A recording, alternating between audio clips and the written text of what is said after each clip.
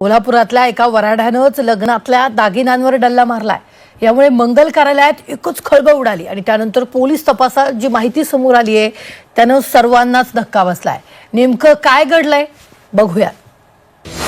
कोल्हापुरात वऱ्हाडीच निघाला अट्टल चोर। लग्नात येऊन दागिन्यांवर डल्ला। वऱ्हाडी चोरावर तब्बल 21 गुन्हे दाखल। कोल्हापुरातल्या एका लग्न समारंभात वेगळाच प्रकार घडला। या लग्नात एक आगंतुक पाहुणा वऱ्हाडी बनून आला।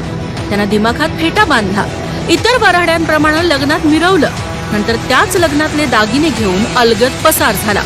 यानंतर लग्न घरानं पोलीस स्टेशनला तातडीनं तक्रार केली।